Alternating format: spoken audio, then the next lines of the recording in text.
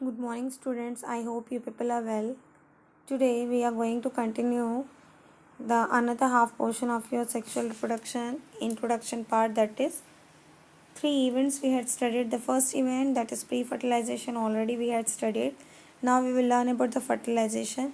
This fertilization is the process of copulation of both male and female reproductive organ, or the fusion of both male and female reproductive organ to form zygote, and it is also known as your syngamy. Okay, children. Here, what happens? Both male and females are associated together, and the fusion is going to take place, and it will form zygote. Ultimatum, the fertilization will be carried out. Okay, children, and in that manner, the offspring will be developed.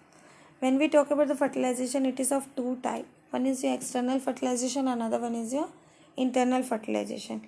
When the process will be carried out outside the body, that will be known as your external fertilization. Okay. Some examples are given there. As you can see, the frog, bony fishes, then your mosquito is there. They all are going to show their larval stage, and during the larval stage, they lay or give that particular egg over the surface of water. Then after that, in adulthood stage, that particular hatching and everything will be carried out, and it will develop into offsprings. Then internal fertilization. Internal fertilization, that will be carried out definitely inside the body. Okay, at appropriate condition. Here in this case, the best example is ourselves. We people are showing this internal fertilization. Other than that, fungi, bryophyta, pteridophyta, gymnosperm, they are also showing the internal fertilization. That is, inside the body, the fertilization will be carried out.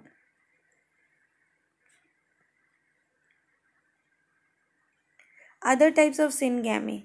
The first one is your isogamous syngamy. Here, children, both male and female, or you can say that both the strand, that is a positive and negative strain, will of same size, and the number of offsprings will be produced. That will be, the zygote will be diploid. Then after that, so many offsprings are going to be produced.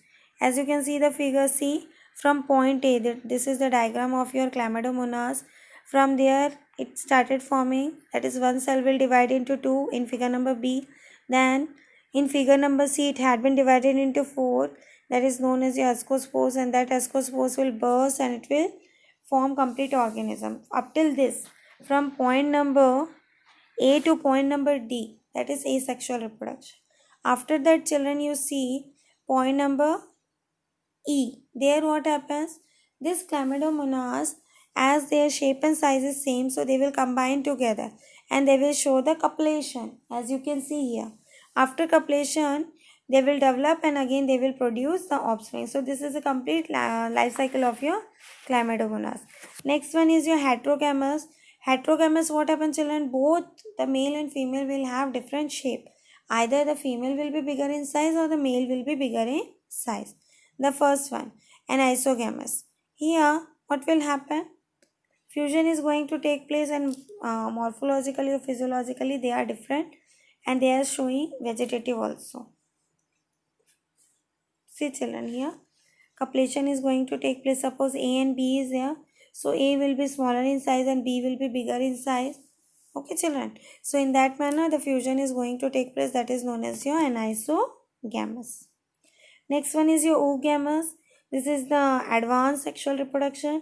In this case, special organs are going to form in vegetative cells. An antheridium is produced. Antheridium, that is male reproductive organ. Okay. And oogonia, that is female reproductive organ. That two will combine together, as the ova is non-motile. It can't move from one place to another. It is having one fixed place. So only sperm is capable to move here and there. So that will come together and they will fuse and they will develop offspring. Next, children, is your post-fertilization event. What is post-fertilization event, children? When once the sexual reproduction is carried out, the cell is surviving in a normal stage. After that, what happens? Again, the cell is going to be ready for the next reproductive phase. So during that time, what happens? So many changes are going to take place. So that all changes after giving birth to the offsprings. So that all changes will be included in your post-fertilization event, that is haplontic to diploid. That is, haploid cells will convert into diploid, and again the diploid cell will convert into haploid. That process will be carried out one after the other. Next one, see children, embryogenesis. Embryogenesis means the development of the embryo. Okay children, the development of the embryo is known as embryogenesis. In this case, the cell will go for mitosis cell division, that is one cell will divide into two equal parts. But when we talk about the male and female reproductive organ, there the meiosis type of cell division is going to be carried out. Then see children, on the basis of their zygote and their egg laying animals or without egg laying animals, it had been classified into two, oviparous and viviparous. One more is there, ova viviparous. Ova viviparous. So when we talk about the oviparous, they will lay the egg. That egg is having one hard cell made up of calcium. Okay. After that, that particular cell had been incubated for certain time duration and the crack will come and it will reproduce. Viviparous, we people are included here. In our body, the cell and zygote is going to form. Fusion will be carried out and within gestation period, that offspring will develop and it will reproduce. Okay, children. Then post-fertilization changes in flowering plant. In this case, what happens, children? The fruit outer covering which we used to have as a fruit, okay, that is pericarp. It is a protective agent. It protects the seed from external, whatever the impurities and other thing will be there.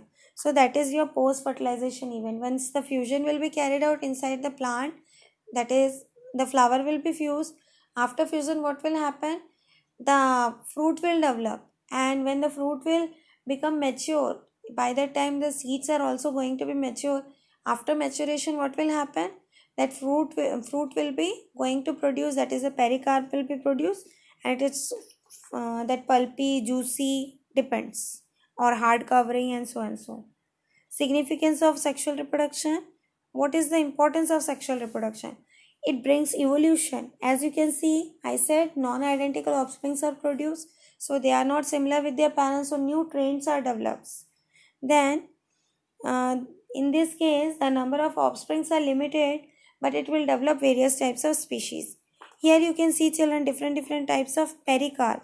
First one is the diagram of your pea. Second one tomato.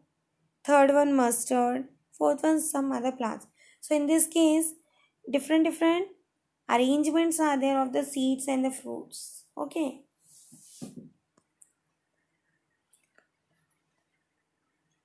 These are the structures of animals showing the male and female reproductive organ. Okay children, testes, ovary, oogonia, antheridia, and so and so.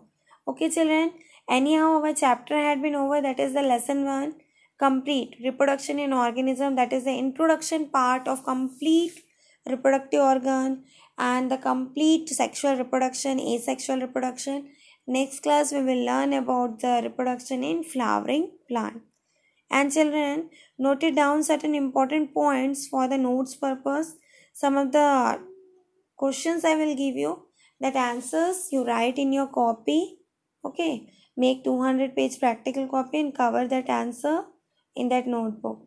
As the chapter will be over, immediately you start writing, and in between also further I will give you certain assignments, that is certain questions that you have to write and keep in your copy.